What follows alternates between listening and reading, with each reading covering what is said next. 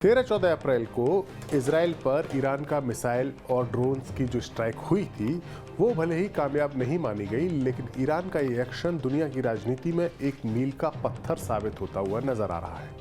अभी तक ये देखा गया था कि मिडिल ईस्ट के इलाके में अगर दुश्मन की सीमा को पार करने का जोखिम कोई उठाता था तो वो बस इसराइल की फौज ही उठाती थी। बाकी देशों के पास न तो ऐसी क्षमता थी और ना ही इतनी हिम्मत। लेकिन ईरान ने इजराइल की सीमा को क्रॉस करके एक नए युग का आगाज कर दिया है।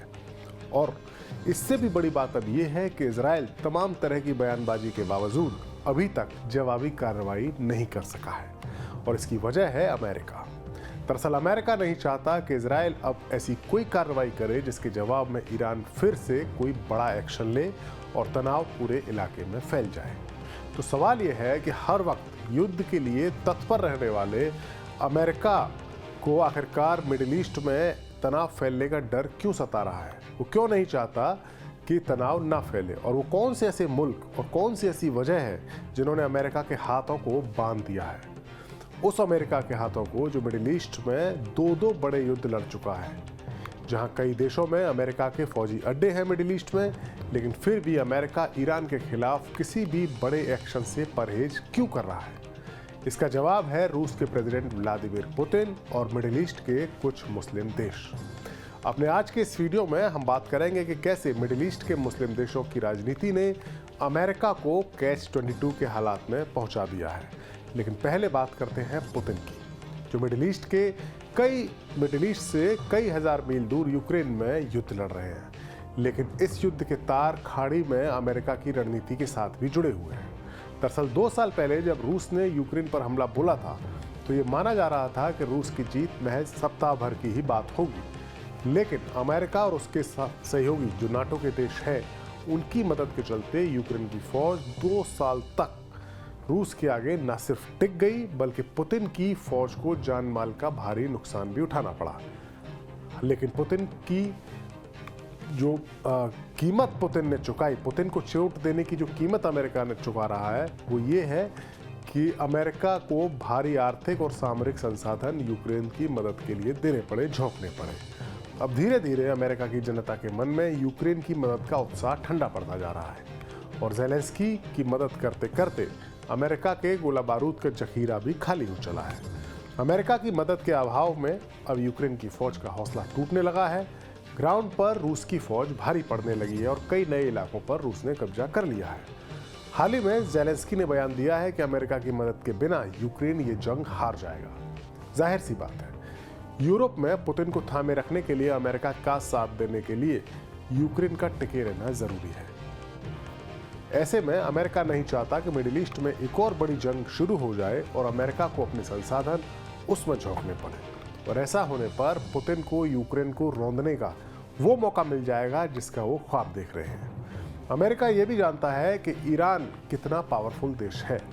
मिडिल ईस्ट में अमेरिका ने 1990 के दशक में और 2000 के दशक में 2 बार ईरान के पड़ोसी मुल्क इराक के खिलाफ जंग लड़ी थी और उसकी फौज को नेस्तनाबूद किया था, सद्दाम हुसैन की सत्ता को पलटा था। लेकिन इस बार मसला कुछ अलग है। ईरान की फौजी ताकत अब इतनी बढ़ चुकी है कि उसे हल्के में नहीं लिया जा सकता। उसके मिसाइल और ड्रोन पावर किसी भी बड़े एयर डिफेंस सिस्टम को फेल कर सकते हैं। इसके अलावा मिडिल ईस्ट में इराक, सीरिया, लेबनान और यमन जैसे देशों में ईरान के समर्थन वाले मिलिशिया हैं, जिनमें हिजबुल्लाह और हूती विद्रोही जैसे मजबूत संगठन शामिल हैं। ये वो संगठन हैं जो जंग के हालात में अमेरिकी फौजी अड्डों पर हमला करके अमेरिका के लिए मुसीबत खड़ी कर सकते हैं। यही नहीं, ईरान के पास रूस और चीन जैसे बड़े देशों का समर्थन भी हासिल है।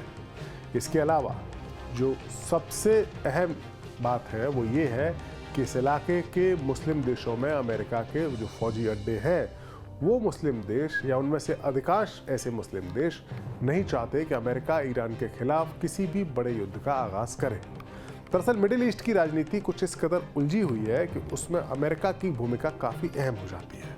मुस्लिम देशों से घिरे इजराइल की सिक्योरिटी का एक तरह से कहा जाए तो गारंटर अमेरिका ही है। इजराइल का कोई भी एक्शन बिना अमेरिका की सहमति के नहीं हो सकता, क्योंकि अगर इजराइल फंसेगा तो उसे अमेरिका ही बचाएगा।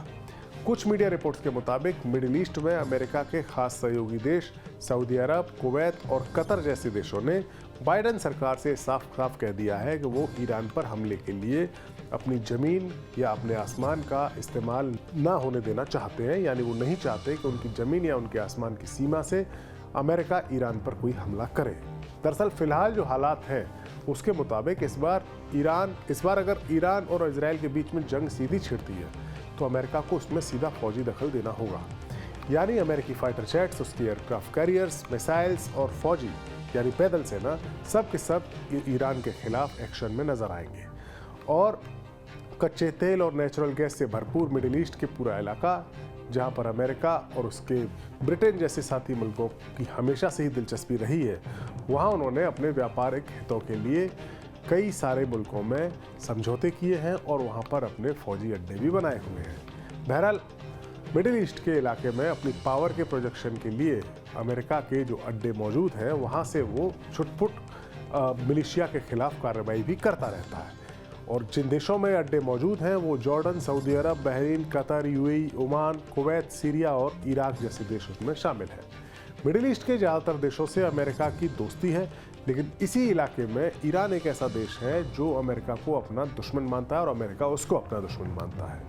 अगर अमेरिका और ईरान के बीच में सीधी जंग होती है तो उसको जीतने के लिए अमेरिका को न सिर्फ ईरान पर हवाई हमले करने पड़ेंगे, नौसैनिक हमले करने पड़ेंगे, बल्कि ज़मीन पर भी अपने सैनिकों को एक्टिव करना होगा और ईरान की सीमा पर को क्रॉस करके चढ़ाई करनी होगी। ऐसी सूरत में वो मुल्क जैसे कतर या कुवैत या सऊदी अरेबिया या इराक, ऐसे मुल्क जिनकी सीमा ईरान के साथ सीधी मिलती है या उसके नज़दीक है, वो मुल्क काफ़ी अहम हो जाएंगे। और ऐसे में अमेरिका जब इन देशों से या इन देशों की ज़मीन पर या इन देशों के आसमान का इस्तेमाल करते हुए ईरान पर कार्रवाई करेगा तो ईरान की तरफ से भी जवाब दिए जाने की पूरी संभावना है। और ईरान की मिसाइल्स और उसकी ड्रोन पावर किसी से छुपी नहीं है। ईरान की कार्रवाई अमेरिकी ठिकानों पर होगी, यानी ईरान की मिसाइलें और उसके ड्रोन्स इन मुल्कों की सीमा में घुसकर भी वार करेंगे और ये मुल्क बिना किसी वजह के इस जंग में शामिल हो जाएंगे, न चाहते हुए भी इसका हिस्सा बन जाएंगे। इसके अलावा एक वजह और है और वो ज़्यादा सीरियस है। दरअसल इजराइल और ईरान के बीच का जो तनाव पैदा हुआ है उसके मूल में इस वक्त गाज़ा पट्टी में चल रहा फ़िलिस्तीन और इजराइल का संघर्ष है। यानी गाज़ा पट्टी में जो इजराइल कार्रवाई कर रहा है उसके बाद ही ये तनाव शुरू हुआ है। फ़िलिस्तीन इस पूरे मिडिल ईस्ट के इलाके में यानी पूरी खाड़ी के इलाके में जो मुस्लिम देश हैं उनके लिए काफ़ी भावुक मसला है। 1948 में जब फ़िलिस्तीन की ज़मीन पर इजराइल को बनाया गया था तो ये माना गया मुस्लिम देशों में कि ये फ़िलिस्तीन के लोगों के साथ अन्याय है, उनको उनकी ज़मीन से बेदखल करके यहूदी समुदाय के लोगों को इजराइल देश दिया गया है और इसको अन्याय के तौर पर देखा गया, जिसके बाद फ़िलिस्तीनियों के हक़ के लिए अरब देशों ने 3 जंगें भी इजराइल के साथ लड़ी। और फ़िलिस्तीन के हक़ के लिए इस बार जो जिस तरीके से ईरान प्रदर्शित कर रहा है कि वो फ़िलिस्तीनियों के हक़ के लिए ही इजराइल को ललकार रहा है। और ऐसे में इजराइल को ललकारने वाले ईरान के ख़िलाफ़ अमेरिका को की जंग में ज़मीन मुहैया कराना या आसमान मुहैया कराना सऊदी अरब, कुवैत और कतर जैसे देशों के लिए या उनकी इंटरनल पॉलिटिक्स के लिए काफ़ी घातक साबित हो सकता है। यही वजह है कि इस इलाके में मौजूद अमेरिका के ये दोस्त देश या ये दोस्त मुस्लिम देश नहीं चाहते कि ईरान के खिलाफ कोई भी बड़ा युद्ध हो और इन देशों की नाराज़गी और यूक्रेन में पुतिन की बढ़त की संभावना ने अमेरिका के हाथ बांध दिए हैं।